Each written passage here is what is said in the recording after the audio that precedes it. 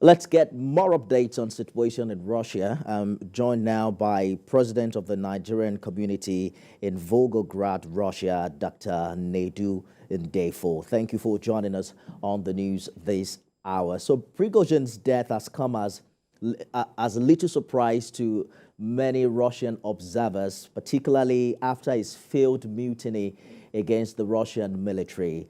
How are stakeholders inside Russia reacting to this latest development of a confirmation of his death? Anyway, pretty much nothing has changed so far. People have mixed feelings concerning what has happened. Some people see him as a hero.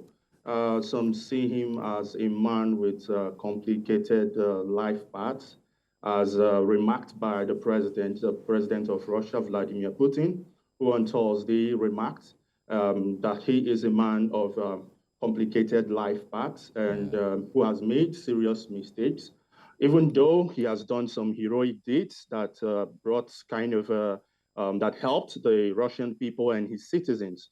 He also remarked that he's going to go down as a very heroic figure in this century.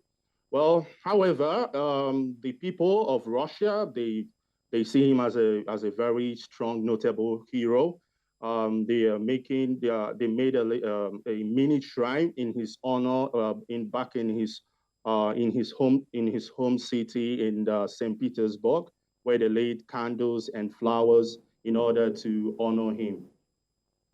Well, Kremlin has now, denied Russia's culpability in his death, calling it an anti-Putin propaganda. There are a few theories about the possibility of the defense missile shutting down the plane or even an explosion mid-air. But can you confirm if there are ongoing investigation, independent or otherwise, to find out what really happened? Well, anyway, yes, there is an ongoing investigation. The senior investigator, Ivan Sibula, has actually been on ground to do further investigation. But up until now, we do not know the extent of anyone's involvement. Nobody is currently pointing any accusing finger to anybody. The Russian authority hasn't come out to make any statements regarding who is involved.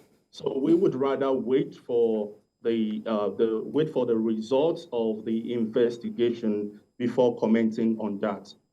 Perhaps the biggest question right now is what happens to Wagner Group after Prigozhin's death. Is that a conversation that Russia government is having, particularly the continuation of the group's presence in some African countries? Well, the way the Wagner is being structured is structured in such a way that the operation can continue in various African countries where they have their presence situated.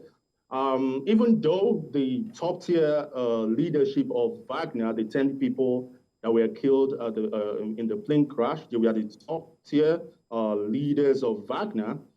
There is no doubt there are speculations. There is no doubt there are a lot of rumors as concerning the trajectory, the path that Wagner is going to take from now henceforth, seeing that even his right-hand man, who is attributed as one of a fearful commander by the name Dmitry Utkin, who actually named Wagner, was among the people who were killed in the plane crash.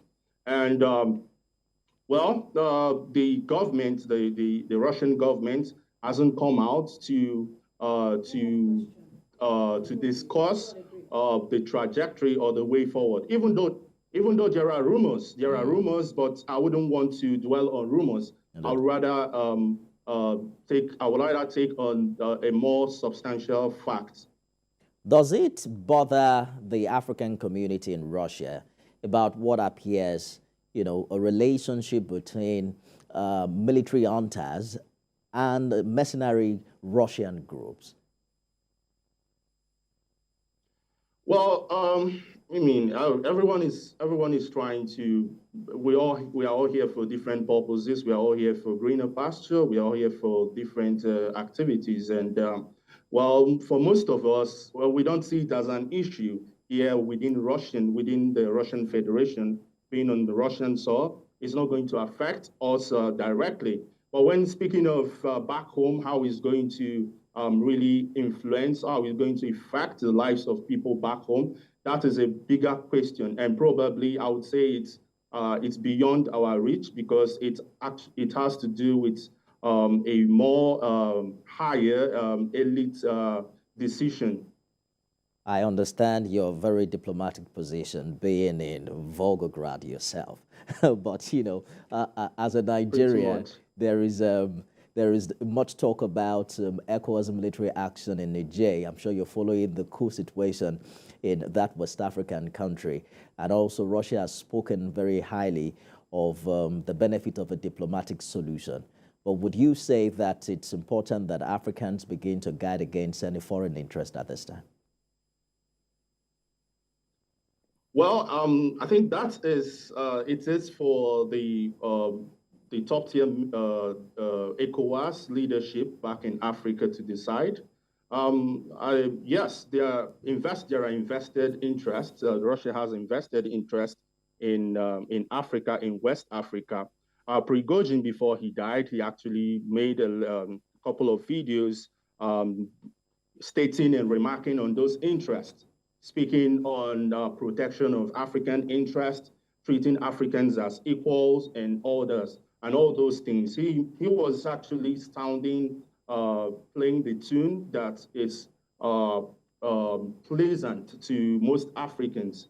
Well, right now we are actually on a tug of war. We don't really know where it's going to head because prior to the beginning of the junta issue in Niger, the president came out to declare support to the ousted president. He declared support to the president. He was against the coup, against the junta, but yeah.